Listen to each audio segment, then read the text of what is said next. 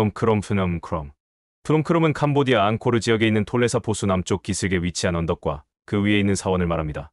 시엠레아프에서 약 12km 떨어져 있으며 툭툭이나 오토바이를 이용하여 방문할 수 있습니다.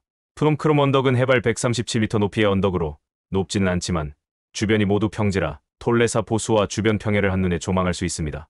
과거에는 뿌레아뿌놈프레의 푸놈이라고 불렸으며 크메러로 신성한 언덕이란 뜻입니다.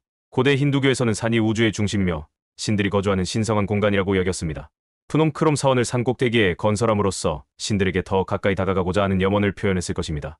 푸놈크롬 사원은 힌두교 신 시바에게 바쳐진 것으로 추정됩니다. 시바는 산과 관련된 신으로 히말라야 산맥의 카일라스 산에 거주한다고 믿어졌습니다. 따라서 푸놈크롬 산에 시바 사원을 건립함으로써 시바 신의 힘을 얻고자 했을 것입니다. 한편 푸놈크롬은 톨레사 보수 기슭에 위치합니다. 톨레사 보수는 캄보디아 사람들에게 중요한 삶의 터전이자 신성한 곳으로 여겨졌습니다. 호수를 내려다볼 수 있는 푸놈크롬 산에 사원을 건립함으로써 호수의 신들에게 제사를 지내고 풍요를 기원했을 것입니다. 물론 산 위에 지어진 크메르 제국의 사원이 푸놈크롬만 있는 건 아니고요. 푸놈바캥, 푸놈베이캥이나 푸놈풀렌, 큐올른 등등 여러 군데 있습니다. 산보다는 평야가 많은 캄보디아라서 그런지 산이 보이면 신성한 장소를 여기며 사원을 세웠던 듯하네요. 언덕 위에는 푸놈크롬 사원 외에도 현대식 불교 사원과 탑이 있습니다. 아름다운 경치와 역사적인 유적 덕분에 관광객들이 많이 찾는 곳입니다. 푸놈크롬 사원은 9세기 후반 야소바르만 1세 야소바르만 한 시대에 건립된 힌두교 사원입니다. 야소바르만 1세는 인드라바르만 1세의 아들로 889년 아버지의 뒤를 이어 왕위에 올랐습니다. 910년까지 크메르 제국을 통치하며 앙코르 야소다라푸아를 새로운 수도로 정했다고 하네요. 푸놈크롬은 왕실의 종교의식에 사용되었습니다. 15세기 앙코르 왕조가 멸망한 후에는 버려졌다가 19세기에 재발견되었습니다. 20세기 후반 캄보디아 내전 당시에는 크메르 루주의 근거지로 사용되기도 했습니다. 현재는 캄보디아 정부의 보호를 받으며 복원 작업이 진행되고 있습니다. 앙코르 초기 건축 양식을 보여주는 중요한 유적입니다. 이곳의 건축은 크게 두 시기로 구분됩니다. 9세기 후반에는 벽돌과 라테라이트를 사용했습니다. 앙코르 초기에는 삶을 다루는 기술이 발달하지 않았기 때문에 벽돌을 주로 사용했습니다. 동쪽을 향해 3개의 벽돌탑이 나란히 세워져 있습니다. 가운데 탑이 가장 크고 양쪽 탑은 조금 뺐습니다.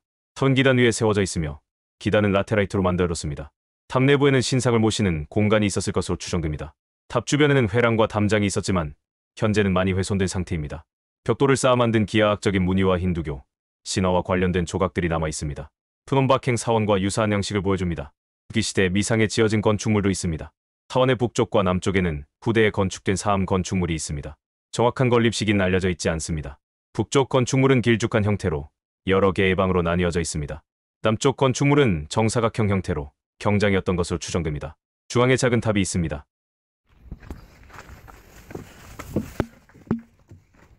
여기 있는 드로아라고 했는데 여기 위에 보면은 다른 3조 건축이랑 다른 게 여기 계단형 층리가 보이잖아요. 여기 몰딩이 보이는데 이게 이제 벽돌 사원의 지붕 양식에서 그대로 넘어온 거예요. 네. 우리나라 경주에 있는 문왕사 모전석탑처럼 벽돌탑을 흉내낸 석조 건축물이군요. 그래서 굳이 이렇게 만들 필요가 없는데도 불구하고 그 벽돌 사원의 모습을 그대로 간직한 거예요. 그래서 벽돌에서 사암으로 넘어가는 이제 과도기적 건축 양식이라는 걸 알 수 있어요. 여기도 이렇게 돼 있네요, 이거. 그러네요. 여기는 이제 분명히 라테라이트보다 위에 사암판이 있어요. 이제 바닥판이 있어야 되거든요. 그래서 거의 한 이 정도까지 좀 더 높이까지 있었겠죠. 이것도 이제 도굴에 의해서 다 파괴돼가지고 지금 같은 형태인데 이걸 정비한다면 여기도 다 발굴도 해봐야겠고 할 것이 다 다른데 뭐 얘 같은 경우는 이제 구름을 타고 있는 신이고 구체적으로 뭐 소를 타고 있는 신, 양을 타고 있는 이렇게 이 9가지의 신을 그려놓고 이 신의 특징이 이제 자연의 신이에요. 이제 이 자연을 뭐랄까 비의 신, 이제 바람의 신, 뭐 태양의 신, 달의 신, 뭐 이런 것들을 그리는 경우에는 이게 이 신들의 역할은 이제 농경의 신들인 거죠. 이제 농사를 잘 이 9명의 신 다. 이 9명의 신을 한꺼번에 모시는 게 이제 농경의 신을 모시는. 그래서 농사에 대한 기도를 드리기 위한 사원에 주로 많이 장식이 된다고 이야기가 되고 있습니다. 뭐 원체 많은 신들이 있으니까 뭐 삼주신 말고 이런 다른 신들도 모습이 여기는 너무 풍화하시면서 있는데 그 박물관에서 보셨을 거예요 아마. 뭘? CMD 박물관에서 이게 아마 깨끗하게 남아있는 시대이거든요.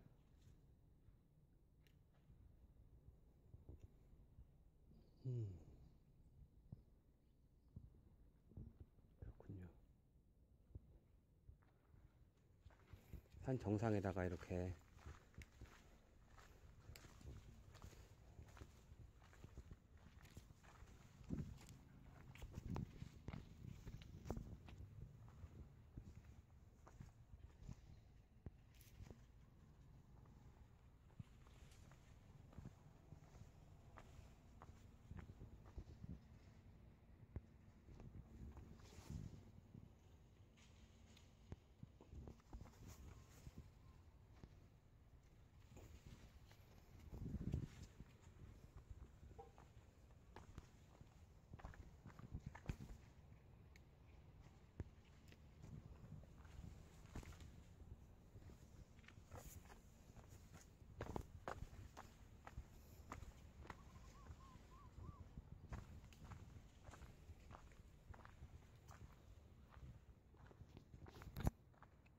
이거는 뭐예요?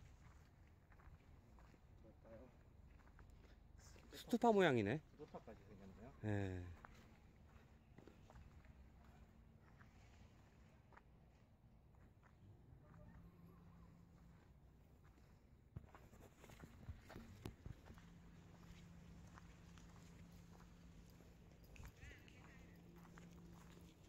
이렇게 보고 돌아가도록 하겠습니다. 네.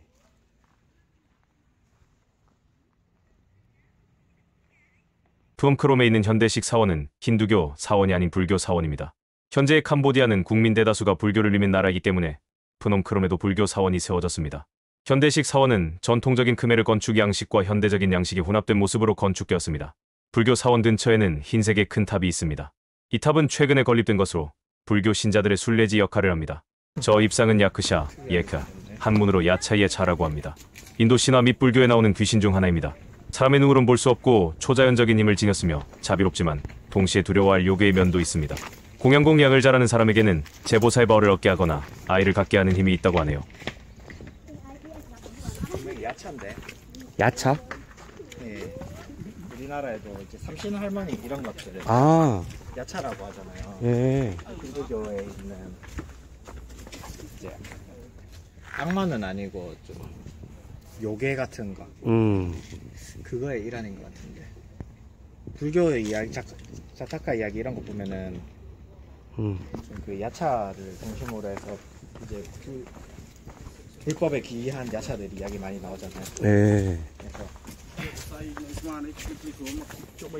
자식을 3,000명이나 몇십만 명 가진 자식을 가진 이제 엄마 괴물이 있는데 괴물인데 이제 그 괴물이 이제 마을에 가서 아기를 잡아먹는 나쁜 행동을 하는 거예요. 인간 마을에 내려가가지고. 네.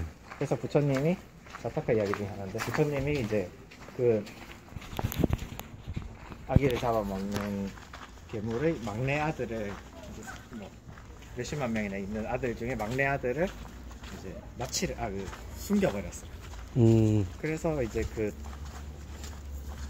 야차가 네. 이제 막 며칠 동안 울면서 막내 아들 찾으려고 막 여기저기 헤매고 다니다가 결국 안 돼서 부처님한테 와가지고 자기 아들들 좀 찾아달라고 이렇게 부탁을 드렸어요. 네. 그래서 이제 부처가 너도 이제 그 기분을 알겠냐고 네가 자식을 잡아먹음으로써 느꼈을 다른 사람들의 그 슬픔을 너도 느껴봤으니까 네.